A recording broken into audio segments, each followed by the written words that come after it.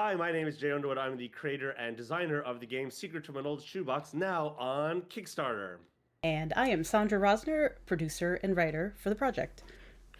And we are also two of the co-hosts of the 3RPG podcast. So for those that don't know what the game is, well, take a link, check the link down in the show note because that will bring you right to the Kickstarter where you can find out more about it. But basically, this game is a unique TTRPG that explores nostalgia, remembrance, and the legacies we leave behind. That is, it's something of a mystery, more of a storytelling game, and it is a game in which the players collectively tell the story of a single character and the characters that surround that person who is called the poet.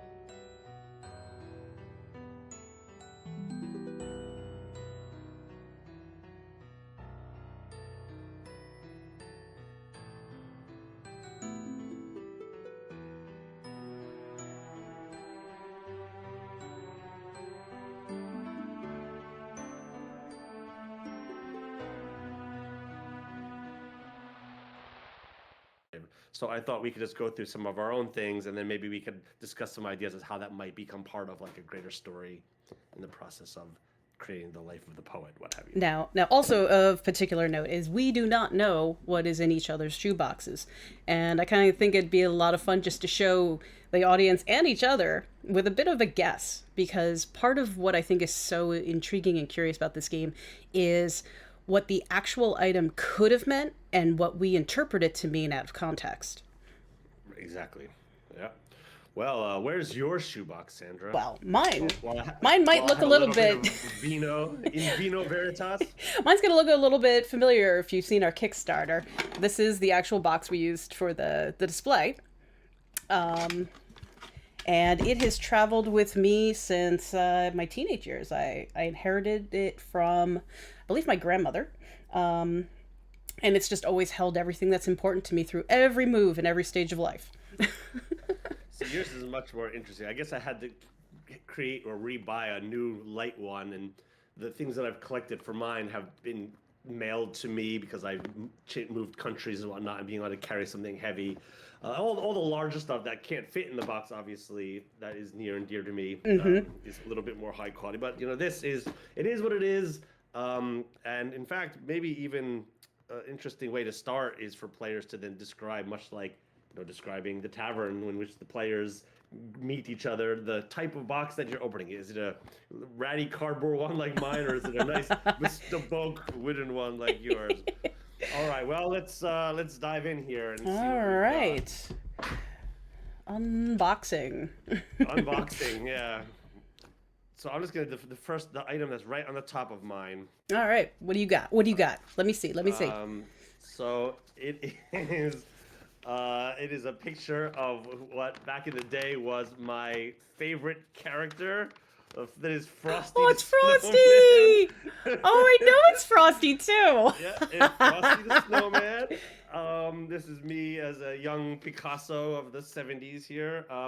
And obviously, I may have been bored at, I think it was my aunt's part or job at the time working for Exxon. So it's written on some Oh Exxon my. stationery. Okay, so now out of context, this kind of blobby kids, yeah, it does look kind of like Frosty, but being on an Exxon stationery is kind of ominous. It's like some climate change kind of initiative. Yeah, that could be the start of it. Yeah, exactly. So in the context of the game, this could be then reframed to tell the story of perhaps some dystopian eco dystopia in which the poet, i.e. the main character's son, wrote this while the world was being consumed by rising seas, and what have you. Or it could form the backbone of the whole game. And you could see too that even me as a young kid really knew the end was coming because I assume that's the sun here coming, and then the beginning of the end. I mean, Frosty looks seriously worried. For dear Frosty there. Yeah, the end times are coming. The end times are coming. There are several other ones that are on similar stationery that has a Christmas tree here. Oh, a bit more wholesome. Apparently I wrote this in '81, so I was X number of years old. But then for some reason I wrote wet paint. Who knows? What do you got? All right. Unfortunately, my camera displays backwards, so you won't be able to read. I mean, maybe for the best, right? That you won't be able to actually read the title of this. But this one has been with me for a long time.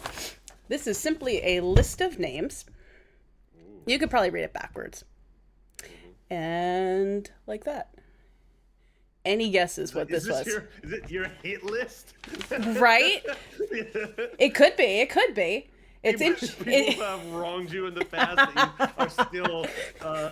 Do the Steve Buscemi just lipstick, cross one off, you're off the list scene. Yeah.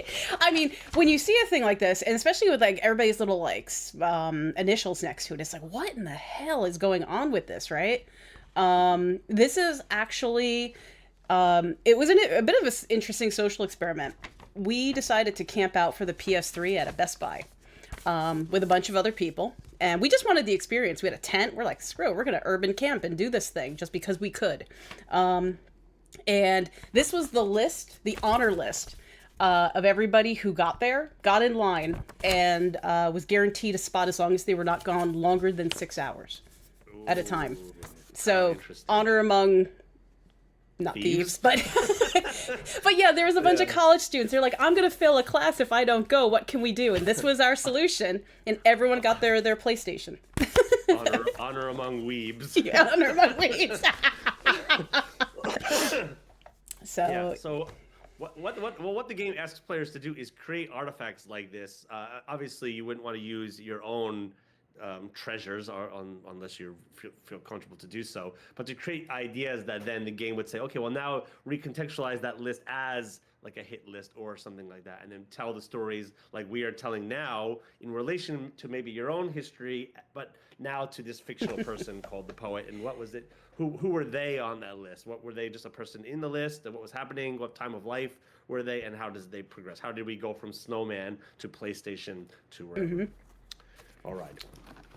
Moving on. Next, I have an envelope, and now this envelope contains a lot of letters. This one is very dear to me. It's full of lots of different letters, and this was a gift from my mom, who did this for each of me and my 3 sisters. When we had graduated, or when I had graduated university, it was a letter that she wrote every year on her birthday from when we were born, about just like her feelings about like who we were that year and what we went through that year, and just like kind of a reflection on that year. But she didn't tell us about it. And then when we got to a certain age, when she gave us that package, it was kind of a really quite emotional moment, and it is something of a treasure. A bit more bittersweet now knowing the outcome of that relationship, but that is something that stories might want to be told within the game. What are the relationships of the others to the poet's life? And that is actually one of the mechanics of the game, is watching those relationships either move towards more strained and broken, or move towards sort of more loving and supportive as the story progresses. Yeah. Mm-hmm. I also see that it would create a lot of tension between the characters, because some will want to assume the best in what a letter says, and some will see kind of their own lenses and their own feelings and stuff like that. So there might be quite a bit of conflict that happens at the table about which way to interpret a piece like that. Certainly towards the end of the game, when you have to make some of the more ultimate decisions about the life of the poet. Are they still alive? Or have they gone some other way, and what have you? But yeah, definitely. The game is about these type of discussions and kind of crafting this character. What do you got? All right. This one is a really interesting one, and I was really surprised I still have it. I'm just going to kind of cover up, just for information's sake, an old address. But I have this very, sorry, I'm trying to catch it. Yeah, There we go. So it is a very old looking letter. And the stamp says U.S. Marine Corps on it. Now, why? Yeah, sorry. Pfft, shut up. You are a jerk. So why would a kid have this from 1991? Anybody who's into history probably goes, oh, 1991, okay. But yeah, finding a strange letter addressed to the poet from somebody who is serving overseas is a strange thing to have.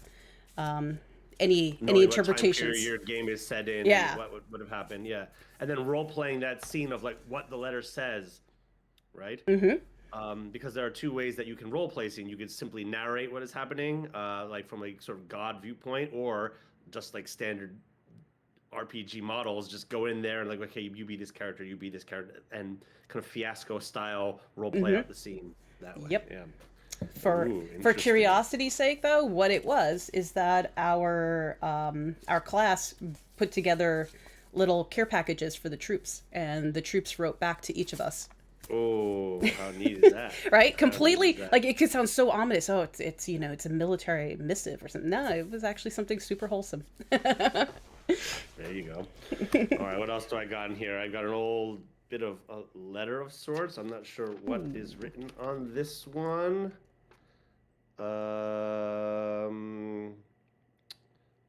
I see something I've saved over the years. I see. This was a letter that just came with other letters, so nothing special here. But it was saved for the very reason that it's got handwriting on it.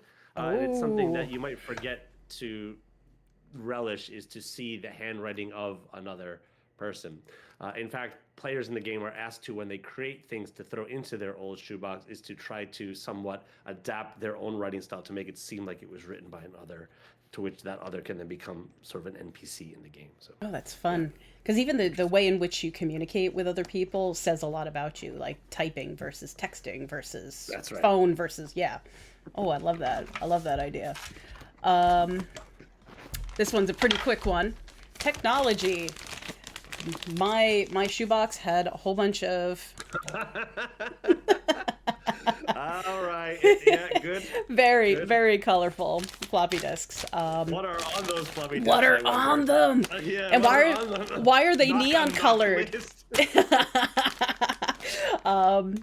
The truth of the matter is, these are old story copies. These are my from high school first attempts at writing. I don't even know if they'll boot up anymore, but you know. Yeah. Or do you even have a device that can boot them up? We have an A drive somewhere. Mm-hmm. I just got to see if I even have a computer that can boot it. But yeah. But I'm not getting rid of them. Well, and that could open up a whole episode in the game where the players discover this old floppy disk, and now they have to kind of role play out the scene of going to find a place to get a computer that can play it again, and then discovering what's on there, and then another player saying what they found, and then it just develops the mystery over time. It should be noted that during this process, while we don't have any music playing in the background, perhaps we can do in post, is that during the scenes of the game, players are asked to play certain bits of music in the background in order to be evocative of certain time periods. All right. The next thing I have are a lot of old birthday cards. And what is this? Baby's Day. Oh, it's sort of Baby's Day. Baby's Day. That could mean anything. These were things. These were along with the shots that I received. Ooh, controversial. That they gave to young parents back in the 70s. Like, do this. Don't make sure to feed the baby. Oh, this is. Do not leave the baby out in the wilderness. Oh my God, that's so funny. But if the players in the Secrets from an Old Shoebox game decide to create genre elements of their game, perhaps this is an opportunity to add in, science fiction / horror elements where, the rules of how to treat the baby that they find in the shoebox that happened to their poet was, oh, make sure to inject baby with What? with chip that gives them far sight or something like that, and they can Mm-hmm. start to developing what type of biological implants they have in there. Yeah. I mean, heck, even just like having anything related to a baby can just turn its story on its head. Like, wait, now there's a baby? Baby. Yeah. Well, I mean, that's how they happen, right? Oh no, oh baby. Yeah, it's heavily implied that you're going through the life of the poet, and therefore, that poet will have family members and potentially children and grandchildren, and they should be characters within the story. Yeah. Mm-hmm. What else you got in there? Let's see. What do I feel like pulling out? All right, I'm gonna do a back to back just because wholesomeness. This was also the shoebox that carried my original dice from back when we played. Ooh, I remember those. You remember those? Remember these? You remember these? Remember these? Yep, these are the OG D20s from back when we played in high school. No mystery there. Use them is a little bit of a sad. Well, but I guess, actually, all the rest of the set is back on the bookshelf because they are out. So, well, no mystery there. But what it does do, if this was a game of the TTRPG, it is now establishing that this player was also a gamer, and then that draws a connection to something like that. True. So let's see here. I have cards. Some for christening and Valentine's Day cards. Oh, look at this one. Oh my God! Happy first birthday! So, wow. Like I knew that I got this as a 1-year-old. Yeah, I mean there's some depth there to the fact that they were kept on your behalf, though.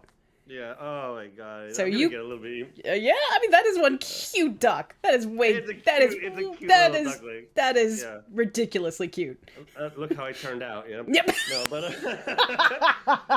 and it's got like you can't really tell, but it's got like a little bit of a texture to it. So there's like almost like a little felt on it. So like the duckling itself feels like a little bit of a duckling. Yeah, I'm gonna get a little bit emotional looking at some of these things. I mean, somebody was really smitten with the fact that you existed, Jay. Yeah, exactly. That's some premium cards right there. In the past tense, yeah. Wow. What do you got? Let's do a few more here. Okay. I'm gonna go into the history here.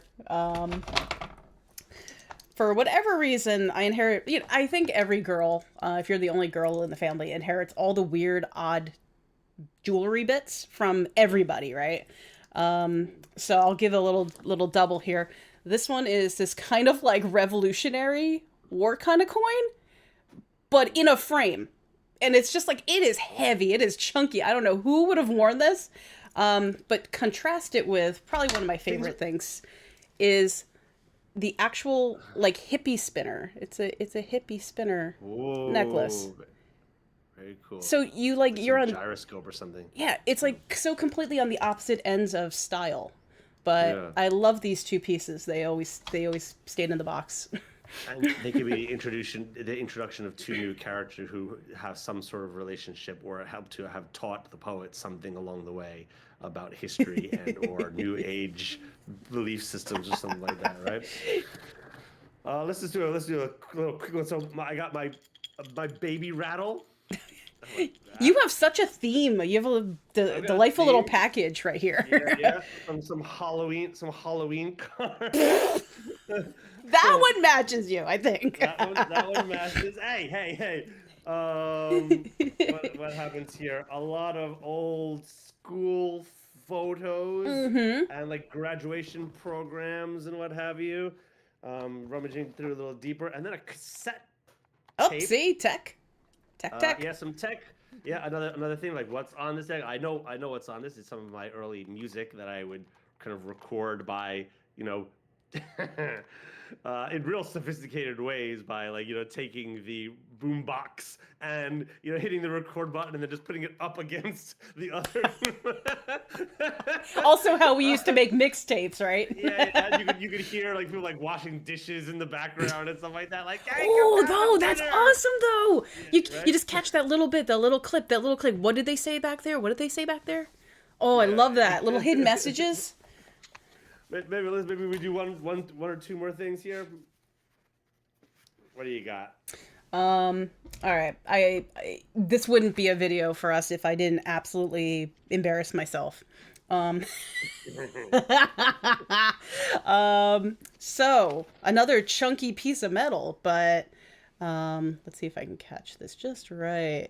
It's a pin. It's so shiny, right? It's a pin. It's got my name on the back, and it says Youth Division High Game 250 Youth Bowling. Wait, I didn't know you bowled.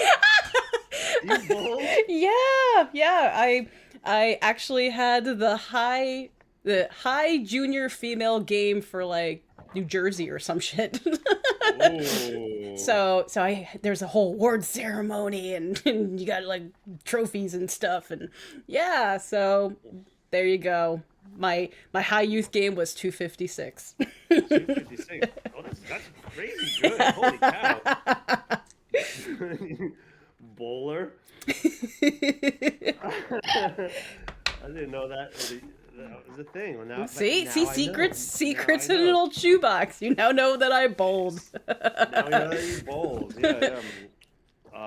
So I have like an athletic award here. Oh, see. 1983 from soccer. I hated playing soccer. Oh God, so I hated much. softball. So everybody hated their youth sports.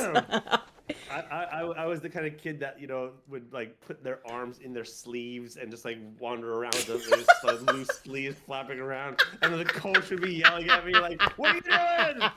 Because you're a nerd. We're not supposed to use our hands. You're not a jock. You're a nerd. It turns out, oh, he's a game designer, bro. Who You're would have guessed? in your wrong environment. Yeah. And I would go like searching around for like dandelions and things like that. And the ball would just roll past me. And, So clear now, isn't it? Yeah. Eventually, I was pulled out of sports and put into band. Well, I think that served you well. Yeah.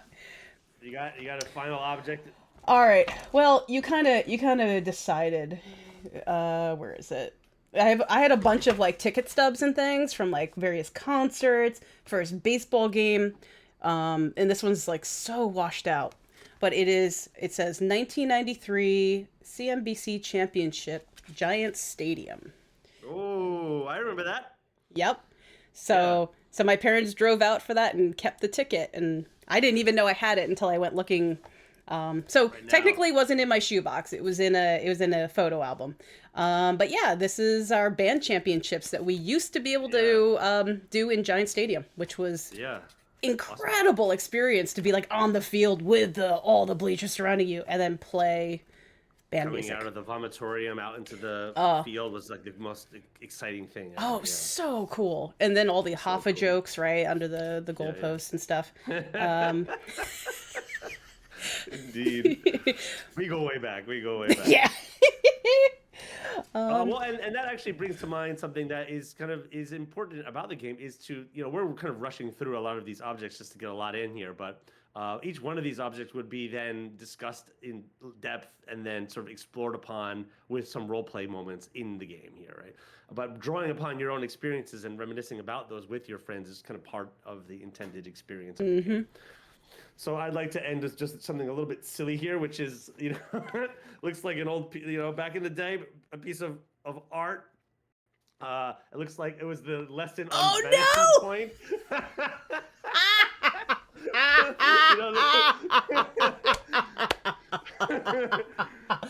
Wow. It's just my name. I thought it was the coolest thing. That was the coolest thing. Things in 2D space is secondary to like drawing those little S's that all link together in a chain that you draw around the side of a notebook, or like a girl's name that you had a crush on or something like that. But like, I started off just very simple, like here's like the first letter of my name, and just doing colors. But by the end, I got a little bit more. Whoa! You got tripped out. Yeah. So this one's like kind of translucent. It just has like an island with like a volcano in the background. Like, yeah. Okay, the that box was really going to my head by that point. that screams MK Ultra experiment to me. Yeah. Ironically, the BU is like another way to say fart in Japanese too. The sound of fart makes. But there we go. Fun fact. Fun fact. Fart fact. Anyway, well, those are some of the things that are in our shoeboxes. But we hope that people who are interested in this game might go on and to create things that might be in their fictional characters' shoebox as they develop their life, adding in ideas of genre elements. We didn't really talk a lot about the game, but all of that information is on the Kickstarter. Go check it out now and help to support indie developers. Yay, indie developers! Yay! And if you liked our kind of brand of banter and comedy, also check us out on the 3RPG podcast on all your favorite services. Indeed. All right, Sandy. Talk to you later. Bye.